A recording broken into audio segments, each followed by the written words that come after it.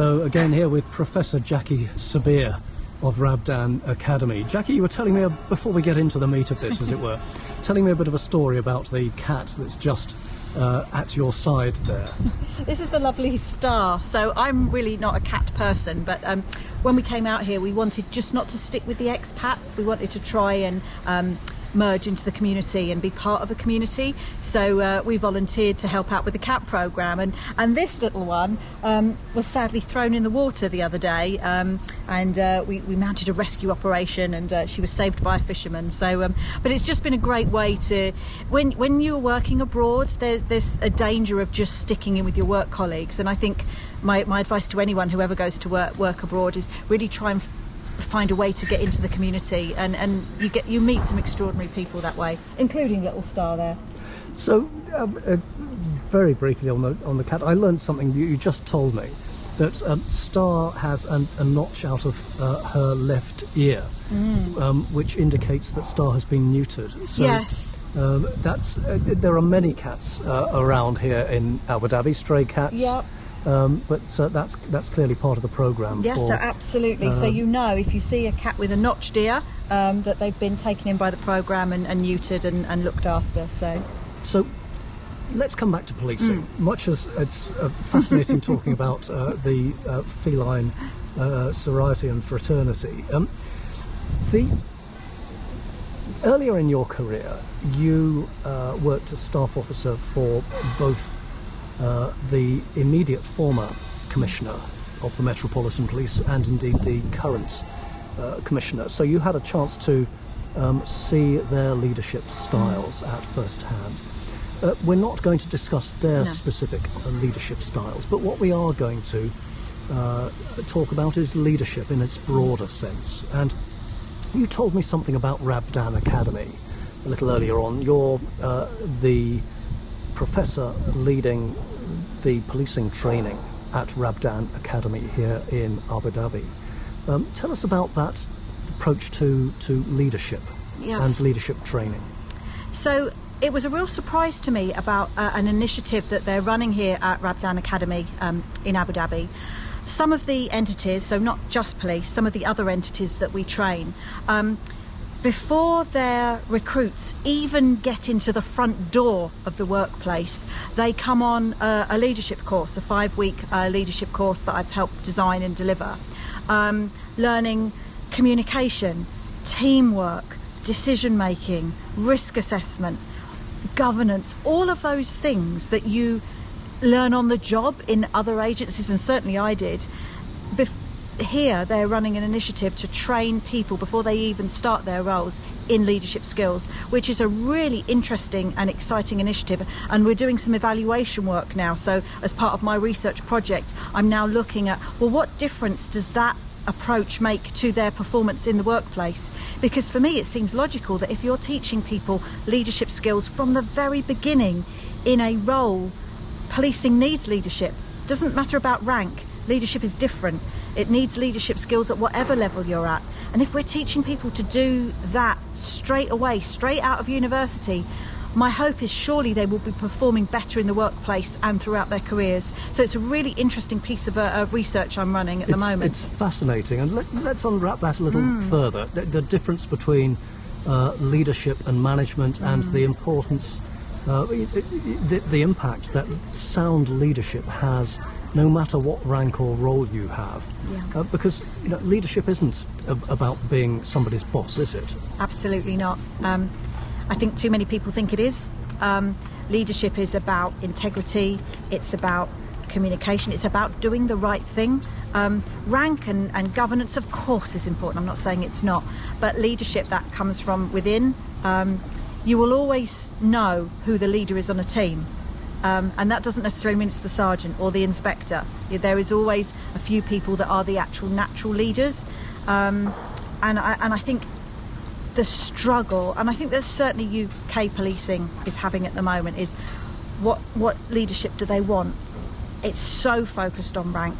It's still, and I can say this now having left, it's still focused on nepotism, some toxicity, not all the time, but it's still there. It hasn't gone yet.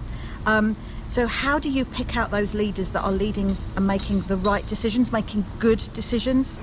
And I think it's really important that UK policing focuses on that to help really unravel some of these challenges that are so insurmountable, it seems, to everyone at the moment. If we start doing that, it's going to make a difference. Let me before we move on to UK policing's challenges and the way forward for UK and potentially other jurisdictions, let's just spend a few moments more on Rabdan Academy experience of leadership, and whether these new recruits, who are their very first course, if you like, is 5 weeks on leadership training, are they all natural leaders? Not all of them, no. Like anywhere. It's not unique to the UAE. But so on the vocational side, they'll come in and do 5 weeks leadership training, like we said, and then even in the undergraduate program, we are running courses in decision making, risk assessment, incident command. Before they've even put on a uniform, we're running all communication skills, ethics and integrity. All of those, I hate to use the word soft skills because there's nothing soft about them, but that's the parlance, isn't it? Those skills we are teaching undergraduates and people just starting their policing journeys. And I don't know why we don't do that. See, I'm so old now. I remember we went to Hendon, the police training college for the Metropolitan Police, and you get given these bundles of papers, and anyone watching this from this era is going to smile. And they had little owls. They were called white notes, and they had little pictures of owls, and that meant the number of hours you were going to spend reading these bundles of papers, definitions of theft and burglary, and all of that sort of stuff. And of course we needed to know that, but I'll never forget these little owls and I thought, but how's that going to help me?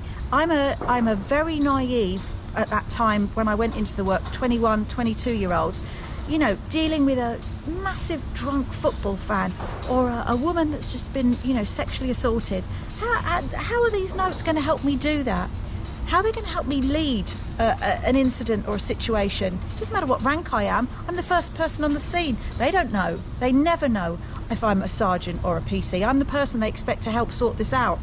And we don't properly, really, I don't think even now, help with that leadership skills and develop them. So if we can do them before they get the job rather than on the job, I think that makes a real logical sense. It would be a great paradigm shift, I think, now. One further question about the Emirates experience before we move back to the UK. So these young men and women who are coming in through Rabdan, looking forward to their career in policing, are they markedly different from youngsters that you would expect to see in the UK, or is it the same the world over? I think students are students the world over. I mean, these are young people. They have got their lives going on. Then their life is on their phone, obviously. So you will have the same lateness and late homework and all of those sort of things. But I think the difference here, I would say, potentially is about experience. Many of them, I say, are bilingual. They've travelled the world. They're very... people think it's isolated in the Middle East, but actually the experiences I've seen, people are very experienced, very knowledgeable about the world and how it works. And they really have a huge ambition to want to help their country. And I'm not quite sure it's quite the same back at home or back in other areas. They really want to progress and have an ambition to achieve being the best in the world. So that's different. But I think what is also different is the lack of experience. They're trying to... it's a safe country here. There's not the stabbing, the bombing, the theft, all of the offences, sadly, that we have. So we're training them. They're acutely aware they haven't got the experience. So what we can do is simulate exercises, simulate understanding, so that when it does happen, and hopefully it doesn't, but if it does happen, they'll be in a really good position to lead because they've got those skills. So let's come now back to the UK. The UK policing...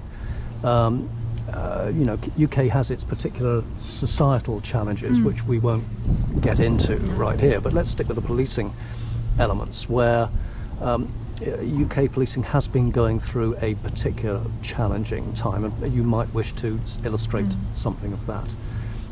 What role has leadership got in tackling those challenges, and is UK policing leadership meeting those challenges at the moment? Leadership is everything about meeting those challenges. It is the only way those challenges are going to be dealt with. So tell us about those challenges as you see them. That was a sigh, wasn't it? So, I mean, they're all too very well rehearsed, and around diversity and gender, but doing the basics right, responding to mental health, all of these really current issues, demand management. Yeah, I could go on. Which and are on not and on. actually unique to the UK. They're not unique to the UK. They are unique to Western policing, I would say, but they're not just linked to the UK. But the role of leadership has somehow, you have got to take out that personal element of I'm in this for me against I'm in this for the organisation and my staff. And that's really hard because, of course, when you're a leader, you want to be in it for you. You want the position and the rank and the privilege that comes with that. But there comes a time when you have to remember this is about something bigger than just you. And I know that sounds very esoterical and romantic, and maybe I'm very naive, but for me, my leadership, when I was in Beds, when I was in the Met, when I was in Bedfordshire, and also when I was in the Met, was about the team. It was about the people. It had nothing to do with me. And until we can take that me bit out of leadership properly, I think that's really important. How we do that is a whole other debate and a whole other episode. But I think there's something really important about being magnanimous as a leader, and how do you that ethical servant leadership that I'm not quite sure is adopted. And once we do that, then I think we can start expanding on some of these really difficult, wicked problems, as Katie's dad would say. Katie Barrow Grint. Yes, yeah. How we deal with some of these wicked problems. But if you invest in leadership, if you value leadership, value individuals, value individualism, but don't value nepotism. That's the really, really important part of this. So the situation in UK policing, very broadly, is that the chief constable answers, he or she, to a mayor in some cases, or to the Home Secretary and a mayor in one specific case, or to police and crime commissioners, or in a handful of cases to a police board of some description. On that, for example, it would be Police Scotland or the British Transport Police, and from memory, the Police Service for Northern Ireland. So, as Chief Constable or Commissioner, you've got quite a complex audience to please, if I can put it that way. Of course. So, to what extent does that tie the hands of those at the pointy ends, the top of policing, in what they can do? Well, in theory, chief constables have operational command. They make the operational decisions. So the police and crime commissioner should not be involved in operational decisions. They are much more involved in the budget and the governance, and that's how it should be, and holding the chief constable account for that, not necessarily their operational decisions. Sometimes the lines are slightly blurred, but chief constables need to keep that very tight line.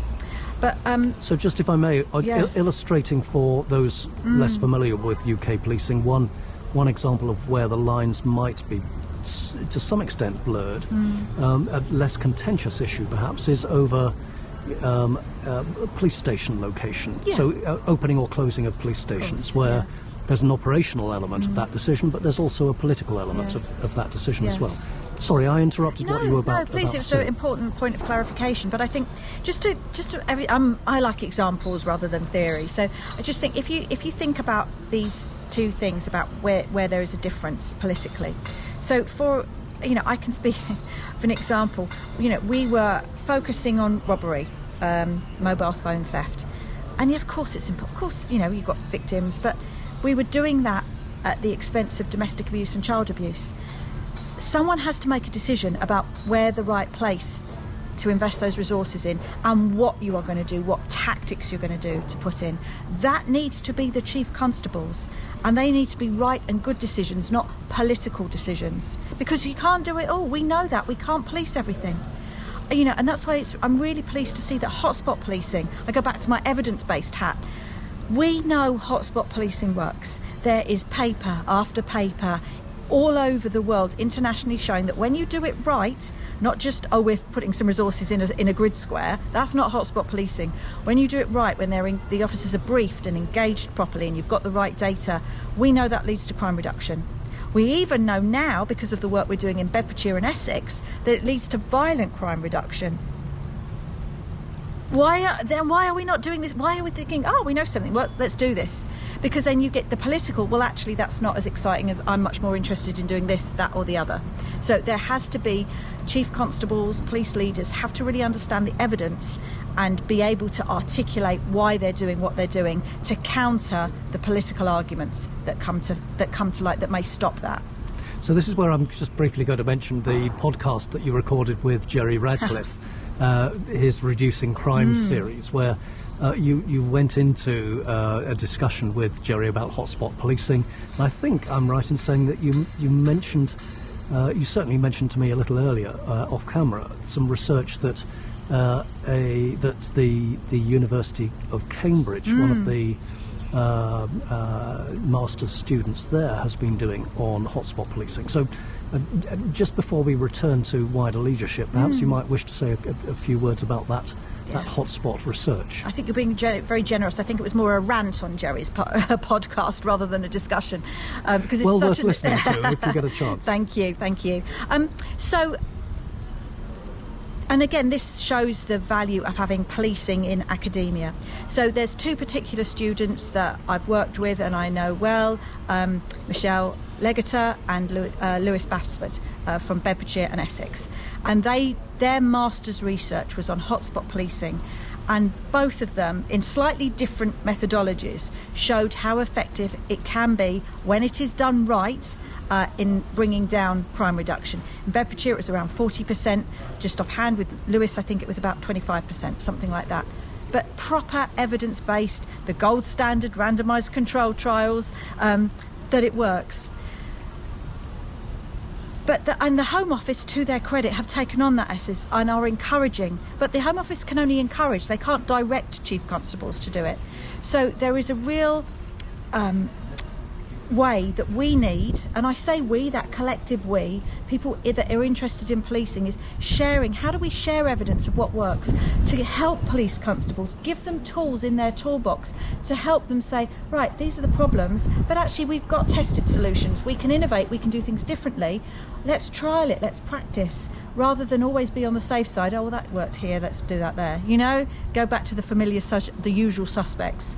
We need to be much more evidence-based in what we're doing. We need research, and we need to prove what we're doing works and why we're doing it to make good decisions. So let's now come back to approaching a close on this segment. Let's come back to UK policing leadership, and what you think might usefully happen now. What if anything, should policing wider agencies, those that are responsible for policing governance, what could they be usefully doing that would further improve the approach to policing in the UK? I want to put my hand up because I know the answer to this.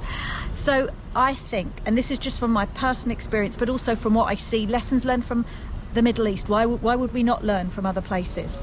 So I think we spend the vast majority of our training budgets and training time in training senior leaders. PNAC and all the changes, the Police National Assessment Centre, that has changed now for the higher leaders to go onto the Strategic Command course.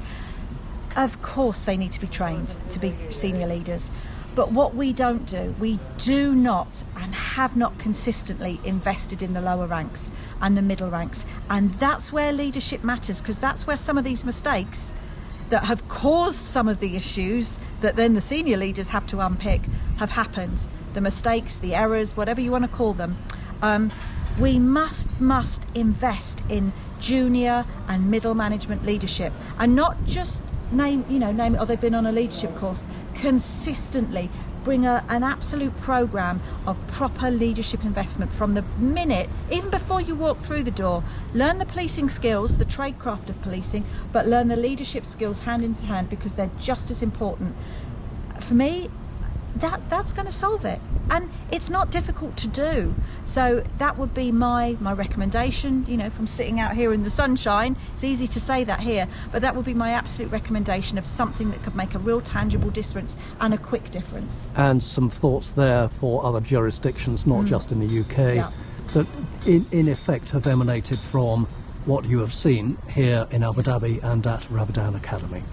So on that note, Professor Jackie Sebire, thank you so much. Thank you so much for your time. Fascinating. And our cat friend has decided that they've headed off now. It's a bit too hot. It's a bit too hot, and I think it's time for us to take some shelter as well. Thanks, so it's been a pleasure. Thank you so much. Thank you.